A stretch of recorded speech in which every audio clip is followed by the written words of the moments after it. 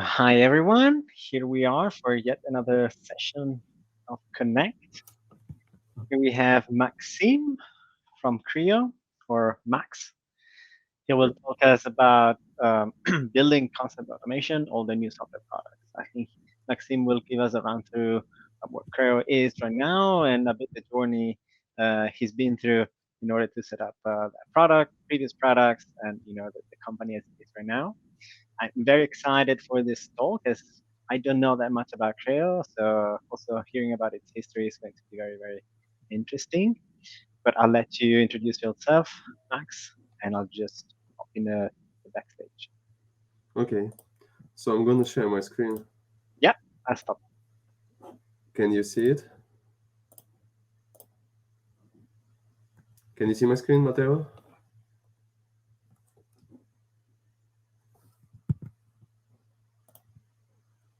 Sorry, I had left. Yes, we can see.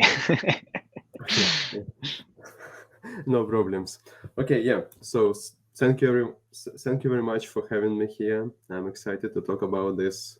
This is my famous and lovely topic, and yeah, we will be talking not only about Creo Software Limited, but we will speculate a little bit about architects, problems they solve, and software exist, right? And then I will show you a little bit about Creo and what we do. And yeah, that's it. Pretty much it. So I'm gonna start. Uh, just a little bit about myself. So I came from industry um, with ME in atomic power station construction. I was working as a structural engineer. So at some point, I started to do automation of my daily routine, and it has carried away me a lot. And it was a fun journey from a structural engineer to CAD manager, BIM manager, product manager, and finally co-founder at Creo Software Limited. I adore building design automation related riddles, and we really focused on providing the best software products for AC industry. Okay, so let's dive probably in our topics, right? So architecture design process is a problem solving process, right? So let's see what kind of problems architects usually solve during early stages of projects.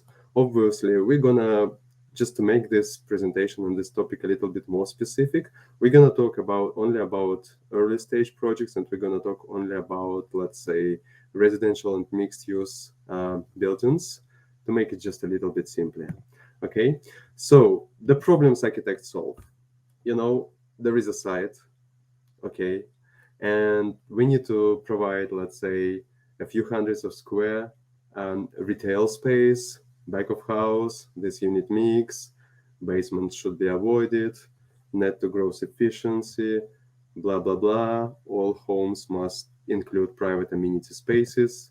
Another example, you know, 10 stories max, some specific strategy around sustainability, carbon, energy, sunlight, daylight, um, some improvements, pedestrian ways, as many units as possible should face lawn nice use, right?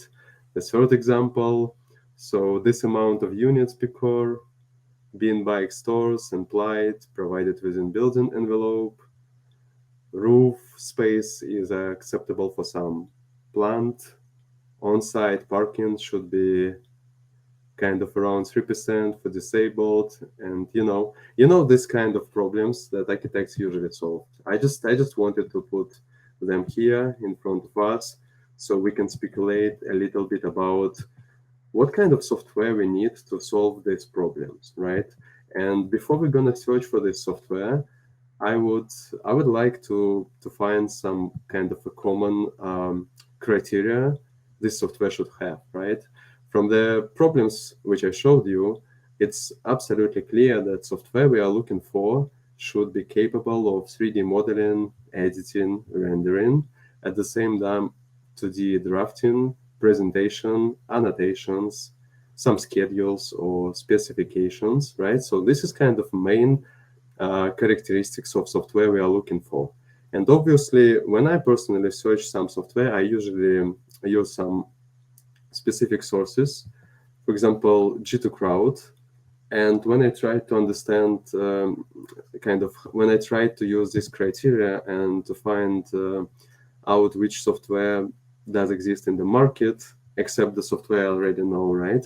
So it carries me away, and I figured out that there is a specific tree hierarchy for such a software on a G2 crowd, right? So for example, we have CAD software, which is computer-aided design software, which is contains simple CAD software, built-in design and BIM software, general purposes CAD software, sketching software, product and machine design software.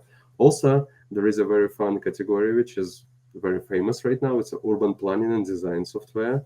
Also, there is a category like design software, 3D design software, 3D modeling software, and finally, category kind of real estate software and property intelligence software. I'm as a technical guy, I always try to systemize a little bit what kind of classification does exist in the market. Sometimes it's just it's not useful at all, but it's still a lot of fun there. So this is what I found on G2 Crowd when I started to search software on Capterra. I use software categories which I know. I use softwares which I know, like SketchUp, Revit, AutoCAD, ArchiCAD, Rhino, and Capterra works in a little bit different way. So it just has tags which is connected to the software. And here we can see such a tags like 3D architecture software, 3D CAD software, architectural CAD software, configurator software, BIM software, etc. Right? So, and the point here that from a solution standpoint of view, again, only from a solution standpoint of view, I simply created the three main categories of software which does exist for architects for solving mentioned above problems about feasibility studies during early stages of the projects. And basically, I just see like three main category, which is built-in design software from the left side, right? It's Revit, Rhino, ArchiCAD, SketchUp, and a lot of others. There is a built-in design automation software. It's a Revit plus Dynama, it's a Rhino plus Grasshopper, and let's say I know also such a software as a Hyper, and yeah, so it's kind of built-in design automation software. And the last category which I found, it's a built-in design configuration software, right? So there are a lot of plugins for this category for built-in design software.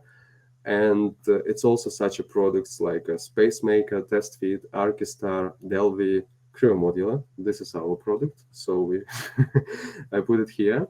And let me just speculate a little bit on what is the difference, right? And what kind of characteristics and what criterion that this software have in common, and what's the main difference. So let's start from a built-in design software, right? So first of all, built-in design software, it can be, it doesn't really matter whether it's manual modeling or parametric modeling. For example, when you work in a Revit or when you work in a Rhino, you can work both ways, right? So when you want to create some masons for the specific site, you can create a very sophisticated families or parametric models, but at the same time, you can just do manually this stuff each time again and again. So it's not a differentiator. And again, it's not about kind of a 2D versus 3D, to be honest with you, because there is a very thin edge in between BIM and BIM like we see in Revit when we have a, let's say, 3D geometry plus properties. I mean, BIM concept can be applied even for 2D, right?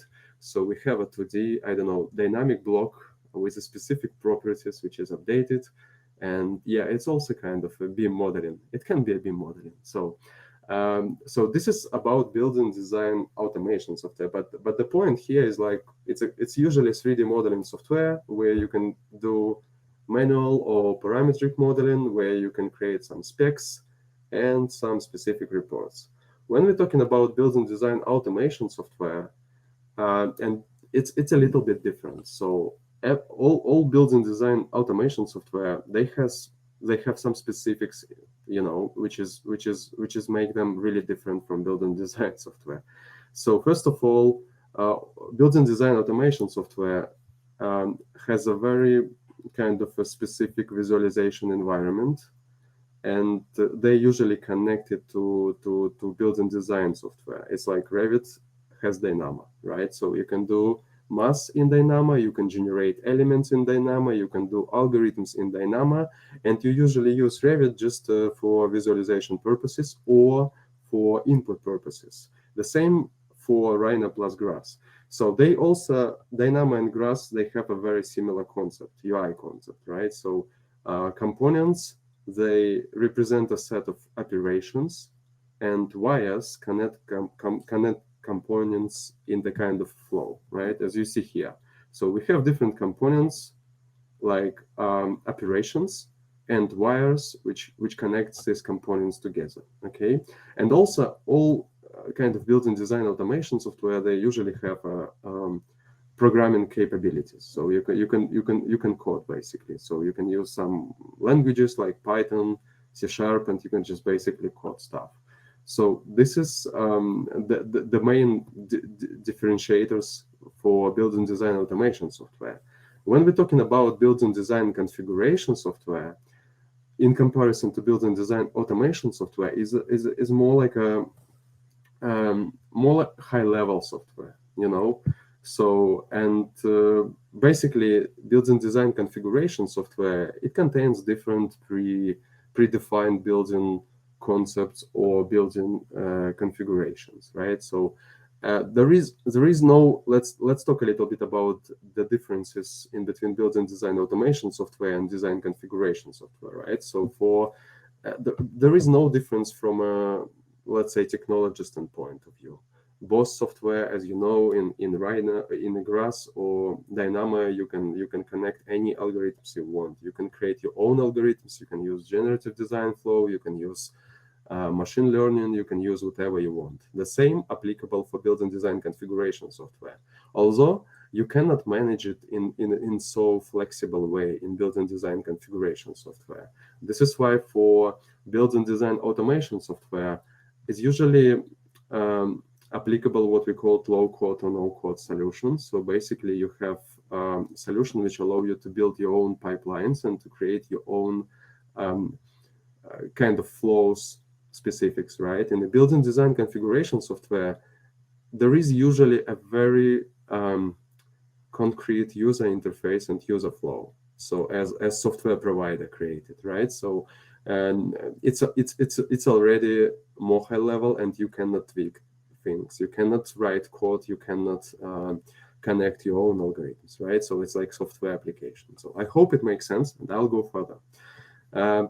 And basically, as I already said, I'm gonna talk mostly about building design configuration, and I'm gonna talk mostly about Creo Modular, and just gonna explain a little bit what does building design configuration means and what does building concept mean. So let's talk a little bit about vision, right? Again, let's not forget that we are talking from a solving problems at early stages of the projects for architects, right?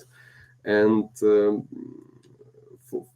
just a little bit about building, right? So we believe in Creo. We believe that building is a product, right? So a lot of people compare building to the car, and yeah, there are a lot of similar things. There are a lot of the same things, right? So the kit of parts, they can be fixed, scalable, customized. For example, for the building, customized kit of parts are facades. Scalable is a structural system which can be 6 or let's say 9-story height, and there are some fixed parts, right? But again, and I know that a lot of people use this comparison just to say, okay, we have so much automation in automobile industry. Why don't we have the same efficiency in the construction industry? And actually, the answer is very simple, and it's really connected with that building is much more contextual rather than a car, right? I always say this phrase, and that's really true. So basically, you can design and produce a car, and you can sell the same car again and again through the whole region, let's say for Europe or for the United States, right? But you're never able to to design one building and to sell it, let's say, even in the two places in the same city, which basically means that building is really very contextual object. And here is just time to speculate a little bit about what kind of context building has, right? So, and I just will give you a few examples. First of all, it's a market context.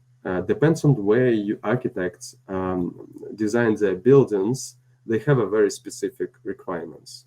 Market context can define your unit mix requirements, or let's say your unit requirements. Depends on what audience and what kind of people, what population you have in a certain region, you will have different unit requirements, right?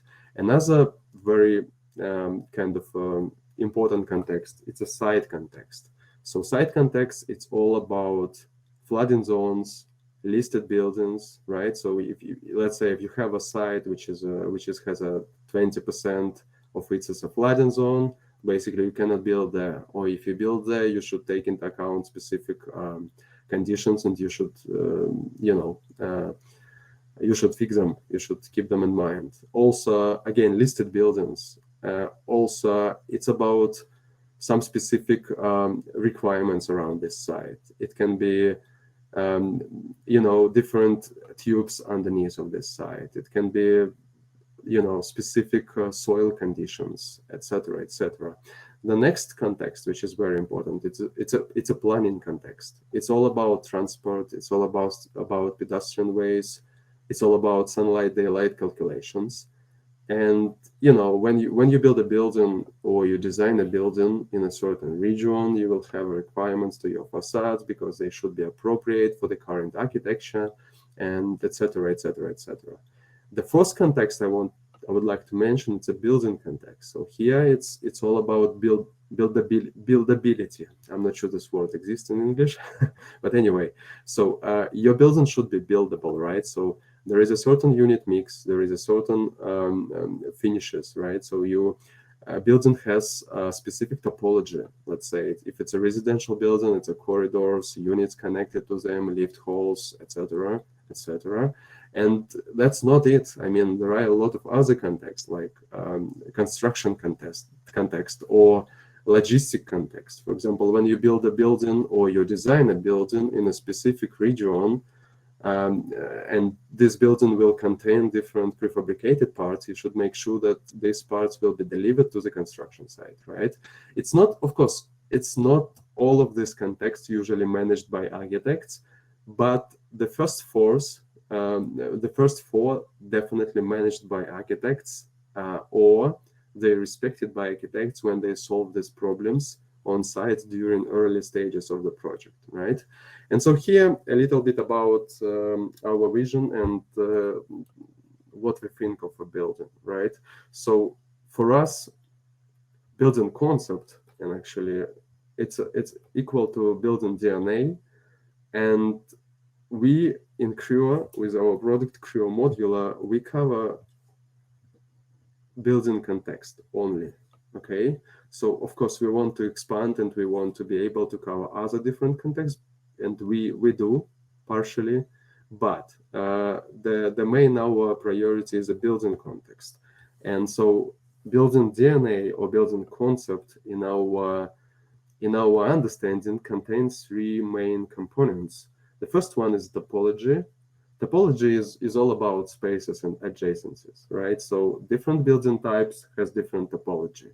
It's all about how your units connected to corridors connected to lift halls, or maybe it's kind of public amenity spaces or balconies or whatever, right? It's all about topology. It's all about spaces and polyhedrons. Spaces equal polyhedrons, and adjacencies equal to let's say it's like a graph of connections in between these polyhedrons.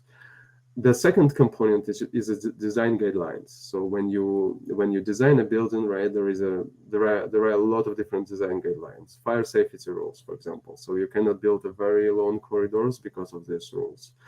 And the third component is a kit of parts, right? So it's all about walls, windows, doors. It's all about layers of the floors, ceilings, etc., etc. So in our understanding, and as we do automation of different building concepts, every building concept can be described that way. And let me just show you probably a few more visuals, which will explain a little bit more what I told just a minute ago. So from the left side of my screen, you can see building concept configuration, which is a kit of parts. You see, so there are different columns, beams, walls, floors, and design guidelines. Like here, it's recommendations about spans. It's some specific lift hall configurations, right? So, and basically we do gather all this information, and then we do automation. So basically we get these ingredients, and we write some algorithms, we connect them together, we build a specific input, then user draw a building shape or user draw a construction site, and then we generate a 3D model with all specs, taking into account all this kind of considerations. Another example, our Kreo modular. So that's a little bit about bespoke customizations we did, and that's a little bit about our default product we use for the market. So we have Kreo modular. It's published. It's free to try, and it's basically about volumetric modular concepts. It was about it. We are changing it a little bit, but it's a different story. I'll tell you a bit later. So again, what does this building concept mean? It's just, you see, it's just a set of volumetric modules. They can contain a lot of information. It can be architectural part, structural part, MEP part, right? Then we define how these modules connected together into units. Then we define how units create building blocks. And then we combine these building blocks together, and we create a building models. And these building models, they contain all necessary information: area schedules, different reports, cost data, etc., etc. So just want to give you a little bit more examples, so you understand better what does building concept, automated building concept mean. Okay, so these are all sites, and this all buildings. It's kind of entities of one building concept. So you can see, right? It's not only about they all have red color, right, of facades. They have a certain topology and certain rules how they being procedurally generated.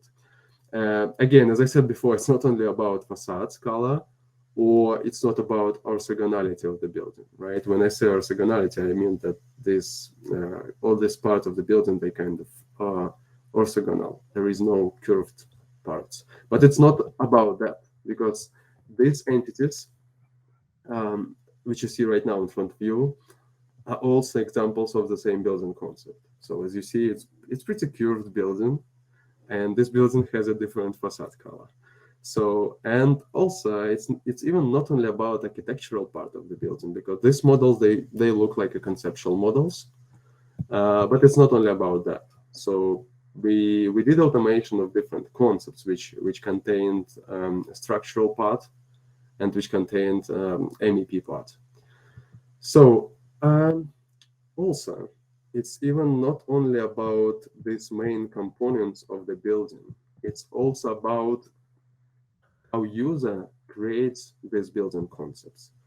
It's about different inputs. Okay, so we did some research about let's say when architect work on a site and produce a massing model, and then we feed something buildable inside this massing model. We built integration with a View City. If you from the UK market, you probably know them. So it's just, you just can create envelopes on a site taking into account site context and market context and even some planning context. And then you just send this kind of, we build an API where you send these envelopes to our software, and we just populate these envelopes with buildable parts of the building. And we get something like you see from the right side of my screen, right? Also, I mean, we've been in a MMC market or prefab market for a while, So we wanted to build a software for this market. And actually, I mean, I'm not sure everybody knows, but the problem with this market is that no one really cares about prefab parts when they produce a conceptual model. And usually, architects create a kind of conceptual floor plans on some models, and when this model they come to general contractor, they usually start to communicate with the different manufacturers, and they try to apply some specific prefab concepts on top of existing floor plans. And so we did quite a fun research where we used our technology from our 2D takeoff product. So we recognized floor plans, then we modularize them, and then we generate a building concept on top of a floor plan. So you see, it's just the main difference is like input is different, right? So here we have envelope, here we have a 2D floor plan, like a PDF floor plan, and at the end of the day we have a 3D model and all necessary information. So I think it makes sense. So let's go dive deeper. The main question: why do we need to do automation of built-in concepts, right? And obviously, the answer is very simple. Um, the product of the whole AEC industry or construction industry, right, is a building. So the main purpose this industry exists is to build the buildings with a different functions, right? So people build buildings for living, people build buildings for educational purposes, people build infrastructure objects, and all these objects, they have a function, right? And obviously,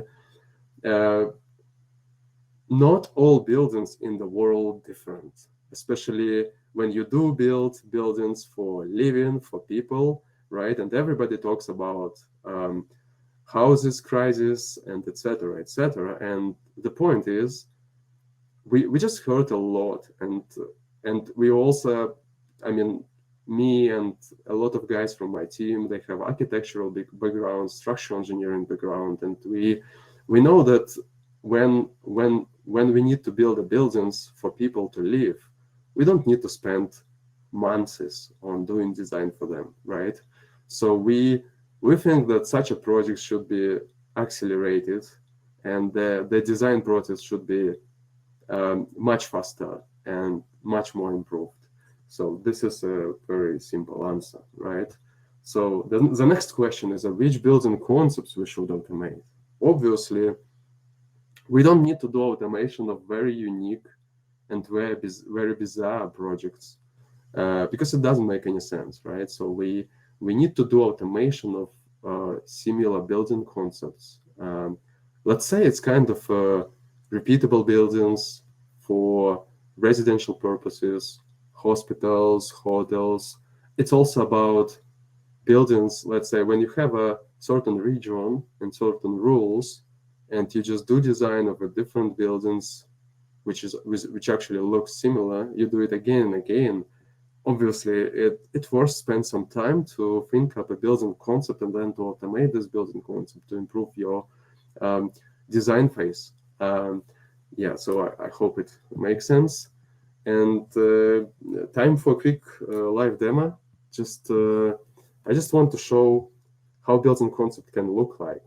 And I will show you two examples. It will take me 10 minutes. I will not dive into details. The first example, I will show you Kreo Modular, just really quickly. This product was created specifically for volumetric modular buildings. Then we understood that we can go wider. And right now we reposition this product and we're changing it specifically for architects, and we're just making it more flexible and quicker and more enjoyable for architects. But here it was built for volumetric modular building concepts. And the main idea of the product that before you start working with a site, you need to define your preset or your volumetric modular concept, right? So it contains different modules. As I told you before, these modules, they basically connected in the units, and then these units, they connected in the layout. And in this layout, you define the topology. So basically you define that this layout can be connected to another one by this edge and by this edge. So very simple, right? So this is what we call preset. And then when you go and you want to generate a project, you choose your preset, you go to construction site, right? So you can use generative mode. You can draw your site boundaries, like I do right now. And then software will take into account build like a volumetric modular preset, and it will generate for you like a different buildings on this particular site. So, and basically you can define how your site is being divided, right? So we have a bunch of different algorithms. You can define how big your zones will be.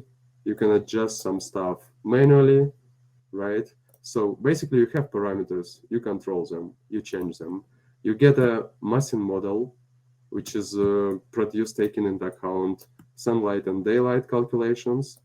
Still, you can change it. You can remove stuff. You can move some sliders here. You can merge some zones. And then you have metrics which actually allow you to evaluate and to understand which option you would choose, right? So you can generate options. And this is quite proper generative design flow, right? So you have a building concept and we generate different massing zones. And by this metrics, you can compare and can choose the best one. Here, we just optimize only one criteria, and it's sunlight daylight. So no, it's a we try to maximize building volume. So basically, we try to put as many units as possible on this site, but we do respect of sunlight daylight calculations. This is why you have a different height of your building blocks. So yeah, and basically, then if you want to generate this project, we just design it, and it will take just a few minutes to be calculated. And then you can dive in this project. As you see, we have 4 buildings generated on one site. So you have a building 1, building 2, building 3, you have a site, right? So all of them are calculated, and we can dive in a site which is being calculated right now. And while it's calculated, we can dive separately in any building. So, and yeah, we can see just a conceptual representation of this building. We can do different cross sections. We can see how it looks inside. And let me probably show you on a project which already calculated, because it will take some time for this site to be calculated and for this analytics and reports to be calculated. So I'll go into previous project.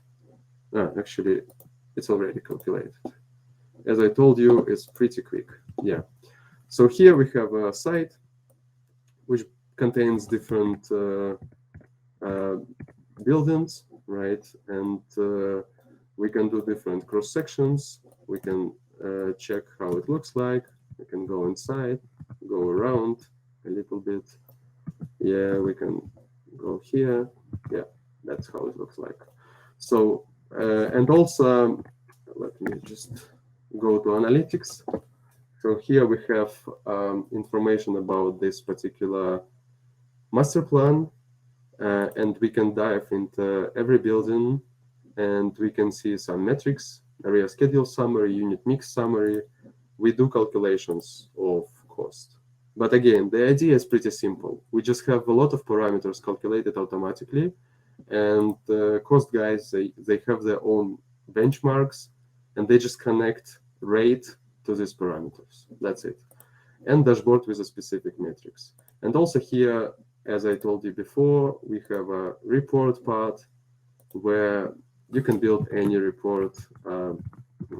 Yeah, you can build any report with the information generated from the project. Okay, so here you can say, okay, I want to see architectural 3D model within a specific angle, right? So I can put another 2 columns. Here I want to see some chart or table.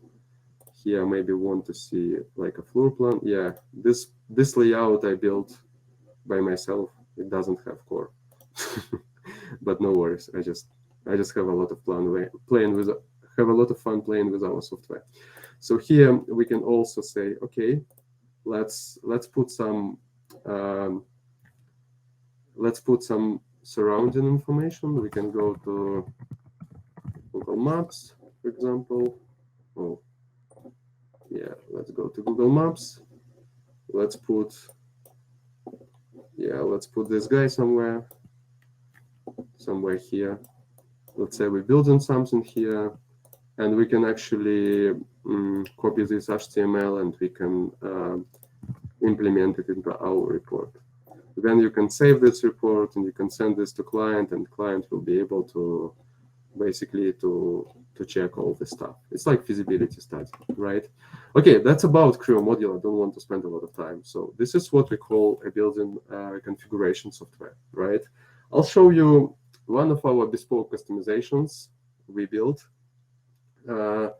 Because I explained before, we do automation of different building concepts. This one we decided to make public, and this one we will continue to develop for architects, and we'll just try to make it much more flexible, and probably will remove some parts. Let me show you one of bespoke customizations. It's a parking tool. So I just go to some place. Again, the same idea. I go to some place, I draw my site, right? Then I create this site. Let's say I want to see auto generation, and software generates for me a parking model. Okay, so here I can choose different ramp modes. It can be speed ramp. It can be just the usual ramps. I can choose amount of levels. I can dive deeper, and I can say, give me 1,000 stalls with a ratio in between standard stalls and compact stalls, 77 versus 23. And basically, there are a lot of parameters you can control. Software always generate different options. And basically, you can see metrics from the left side. And looking at this metrics, you can choose the best option. This is what I call, generative design flow. Generative design flow, it's a flow when you have, you see, so you have some parameters you control. So you control these parameters, you get some options generated, and you get some few options generated, right? And basically, you see these metrics which allow you to evaluate, right? To choose the right option or to choose what you want to see, right? So then it's all about changes, and obviously to manage parameters is not always enough when you do kind of such a configuration. This is why we usually build something where a user can adjust stuff. Let's say I want to move this ramp. When I move it, software shows me where I can put it. So it's kind of a little bit of validation, right? So I moved ramp, stuff recalculated. The same here. I move entry, software shows me where it can be moved. I move entry, stuff recalculated. So easy peasy, right? So I can add my own elements. I can do some changes. I can see different levels. I can change different levels. Then I press a button save, right? And software starts to generate 3D model. And then I just simply dive into 3D model, and I can see 3D model generated. Bear with me just a sec. Here is our parking. Let's see in colors. Okay, as you see, 3D model can be quite detailed. So we have a stairs, we have a lift, we have a parking stalls, we have a different ramps. We can check from here. We can do cross sections. So yeah, we can see how it looks like. Ramps, foundations, some simple facade elements. Again, if we have a look here, we will see beams, columns, maybe even some specific places. Oops, it's some jokes. Yeah, this is how it looks like. 3D model, again, beams, columns, curtain walls, some doors, foundations, ramps, some services. It's like our panels, solar panels on top of that, so stairs, etc. And as you see, such a model can be generated relatively quickly, right? Again, also, obviously, we can go through this project, we can go through it, we can do some checks, we can discuss some things. If we need to measure something, just to check it, we can always measure some area or whatever. Create a screenshots, and finally, we have all necessary information like specs and elemental summary, which is cost, interiors, services, etc. Let's go back to my presentation. Yeah, it was a quick demo. I showed you our default product and bespoke customization we did, and we continue to do it. It's not finished. And yeah, the main question and like what kind of architects we'll see in the future, and depends on what software they use, right? So as you see, again, let's say we have a traditional way architects who just work in a building design software, and that's it. They produce building, and it's totally fine. We also see that there are a lot of architects who started work with the building design automation software. They use Grasshopper, they use Dynamo. They usually use it for purposes of generating some complex elements, facades, curtain walls, etc. Some of them even do automation of different building concepts. And we also see architects who think up a building concept itself and let other departments or other teams to do automation of these concepts. And that's open question, right? So we have classical or typical architects. We have half architect, half computational designer, or half programmer, right? And some people believe that all architects will need to be half architect, half programmer. I personally don't believe in it, and I do believe in architecture.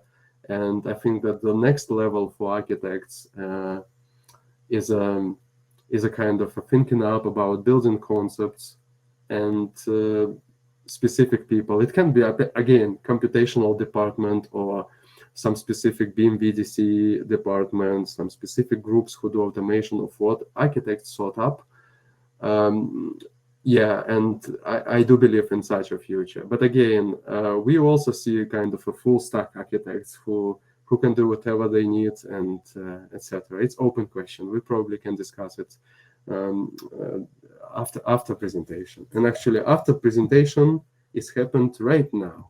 That's it. So I basically showed everything I wanted, and I think it's time to talk a little bit and to answer some questions, if Yeah, you have such. we do have some questions, and I do have some myself. Let's start with one in Q&A from Nicholas. Can you define a library of volumetric components to use in Cyclomodular? Yes, this is And exactly. yeah, Yeah, go sorry. ahead. Yeah. There's a No, second no. part of the question, which is if you consider kit of parts or panelized prefab construction. Yeah, it's a very good question. So obviously we do. We can create different volumetric modules inside Kreo Modular. And we also think about 2D prefab elements like panelized system and etc. But for now, we only have bespoke customizations with panels, but we don't have it in our default software. Yeah. Awesome. Micha is asking if you can export to Revit. Yeah, this is the whole point. You see, we felt lost, like just to automate building concept, because it's obviously it's an early stage of the project. Let's say it's a conceptual model, and if your software doesn't have a glue in between this stage and the next phases, it just doesn't make any sense for architects to use it. And as we know, most architects, they work in Revit, so we did build a Revit integration. And so we can integrate our stuff in Revit. Yeah. Awesome. Is Revit the only integrations that you have? We can also do it in IFC. We don't support all possible versions of IFC. I think we use the latest one for I'm not sure even what's the latest one. I Yeah, think 4 is but the latest. yeah. So we do support this version of IFC. Yeah. Nice. I think this answers Mohammed's question as well.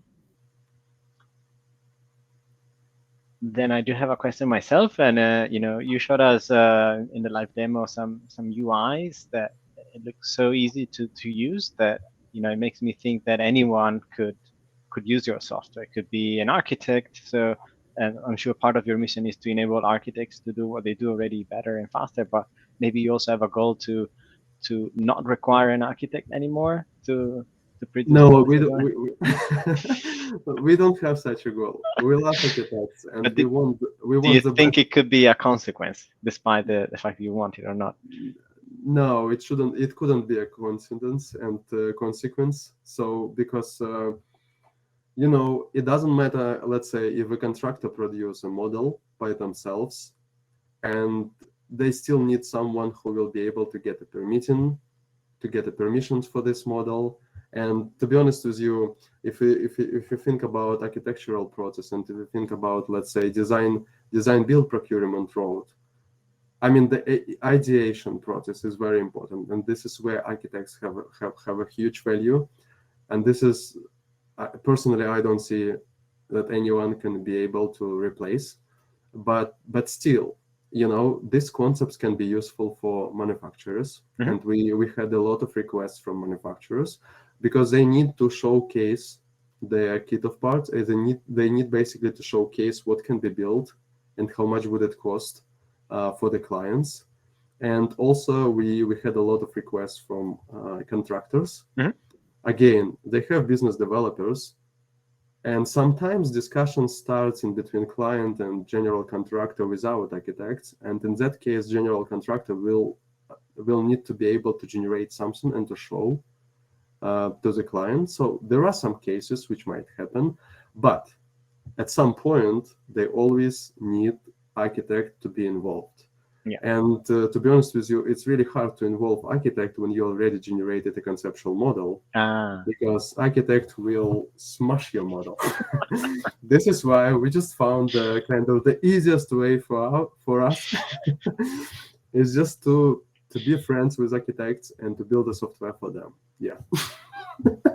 Nice. Thanks for the answer. Alexander has another question.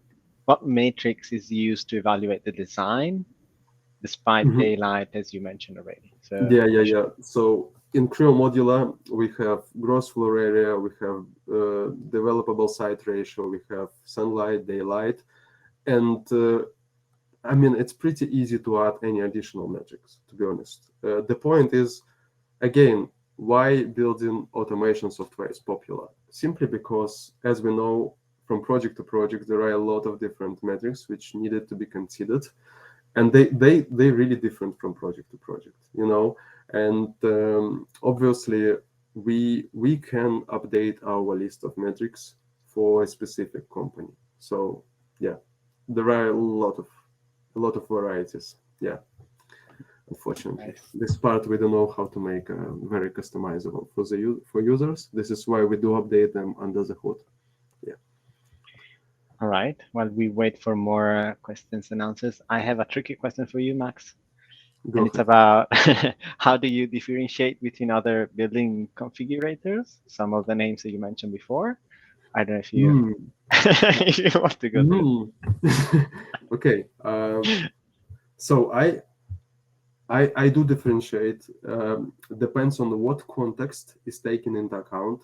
So if you're talking about Archistar, they more care about market context and site context. Let's say Spacemaker too. So they care about they produce basically machines. They don't care about, let's say, buildability and stuff like that. So we care about building context. Mhm. And I know that test fit is pretty well with roads and also with the building context. So we basically, I would say that we produce BIM models. That's true because we have integrations, and this is very important difference. Yeah. Awesome. But still, there are a lot of things which done better than we did, and there are a lot of things which we did quite okay. And obviously, at some point of future, probably someone and will build a configurator which will take into account a lot of context. All of Maybe that. we'll just build a partnership in between all configurators in the world. I'm asking as I don't have much experience using these configurators. I've always been fascinated by looking at the demos. I have barely tried them myself, and we've seen quite a few during this conference, and I'm quite excited to go and try some Yeah, and see. yeah. And you see, Matteo, Mhm. configurators just started to appear like 5-6 years ago when it's really new software category. I mean, obviously for manufacturing purposes, configurators they've been used like for a while. But when we're talking about, let's say, very early stages of the project, like there are a lot of configurators. I mean, it's they actually occur across the whole world, and Do you it's really think cool. it's a consequence of the rise of, let's say, generative design? That, No, no, no. I no? don't think it's about generative design. I think it's. I believe in a market demand. Yeah, or Demand at for least more this and is. in less time. Yeah, I see yeah, we have one more question. Um, Mika is asking current typologies other than multifamily or parking garage. Are you planning to do any more customization around your Creo yeah. modular? The idea I can explain, guys. The idea of doing bespoke customizations is one, and it's very simple. Is to understand the market, because when like our research and development office is located in Belarus, and when we built our software for the United Kingdom market, to be honest with you, it was a complete fail. I mean, it's really very important to work a little bit with the companies in the market and to understand better their requirements and their specifics. And this is what we do with our bespoke customizations. And we did bespoke customizations not only for parking, we did them for offices, we did for CLT, LVL, mass timber offices. We Wow. also tried some warehouses. We right now we are working on a solar PV farms configurator. Wow. So actually, we are all about configurators. I mean, so we have pretty a lot of, and to be honest, like it's not so hard to do automation of a nice, well sought out building concept. You just need to put everything in row. You just need to create nice algorithms. You need to build user interface, and that's it. But what is really much harder is to build a very customizable and very scalable building concept, which will be used, let's say, in UK and United States simultaneously, and people will be able to tweak things around and to do that. And this is where a huge challenge we see. And obviously, we will continue to try to do that. Yeah. Nice. So Mika, if you need a custom configurator, you can ask Max. He'll make Yeah, one. just call me. I'm happy to talk. Drop I your phone mean, number in the chat. yeah, We have a perfect follow-up question from Daniel.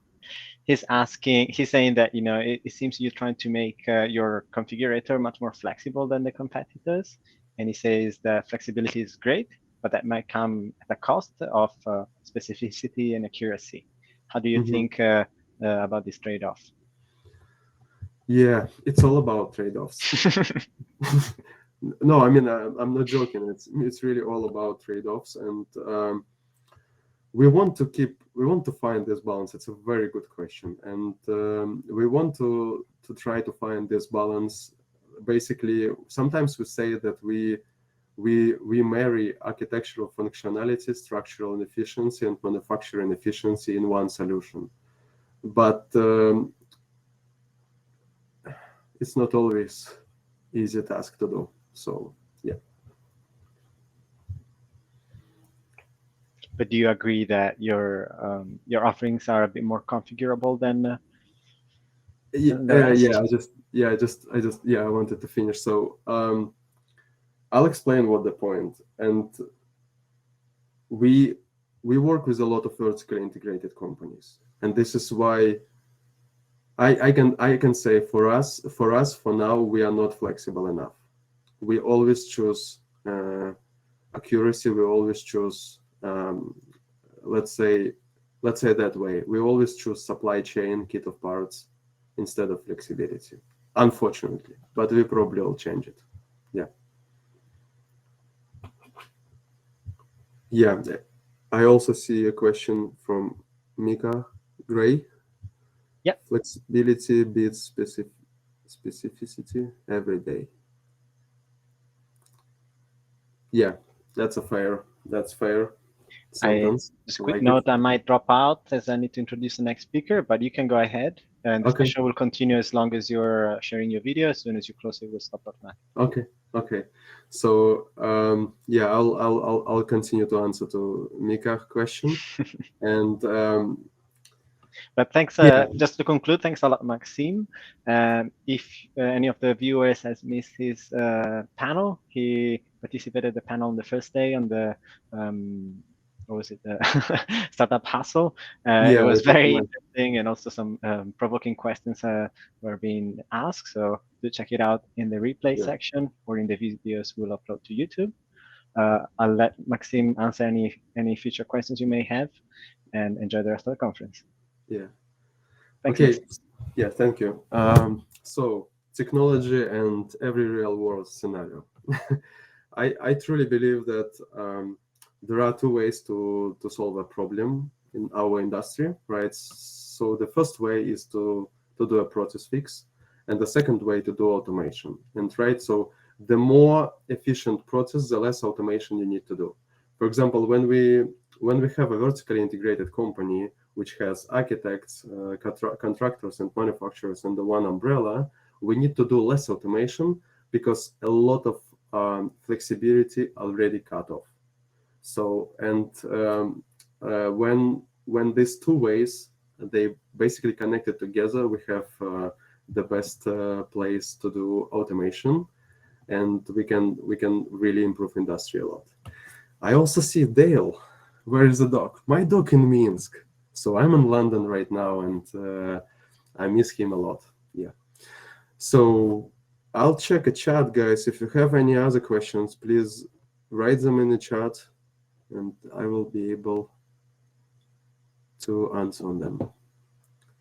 Yeah, full stack architect. I do not believe in such an architect. On my own example and with my own experience. So can we manipulate the generated designs manually? Yeah, it would be the best case, actually. It would be the best case to generate something really quickly and then to be able fully change it manually. But the problem which happens, it's really hard to continue to work with something which you changed manually. So we don't want to end up with like a building just the design software. We want to go to the next level. You can think about it as you remember in AutoCAD we had polylines, then dynamic blocks, then in Revit we had a beam objects, and you see it's just like a higher and higher level. And then we started to manipulate of building blocks or the whole building parts.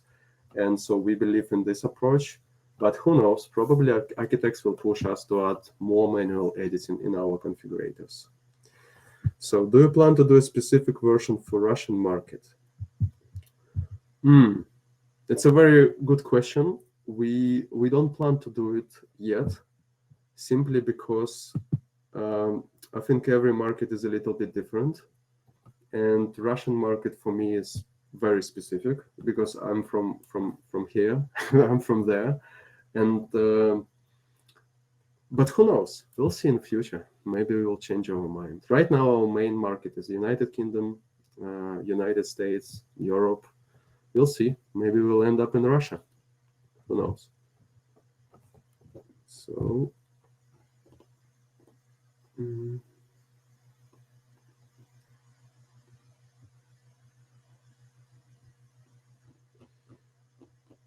Any other questions, guys?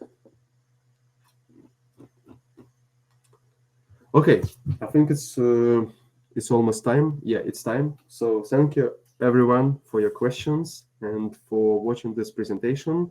If you want to discuss, you want a demo, you want to talk, just write to me, LinkedIn, Twitter, wherever you find me. So thank you a lot. Have a nice day, guys. Bye bye.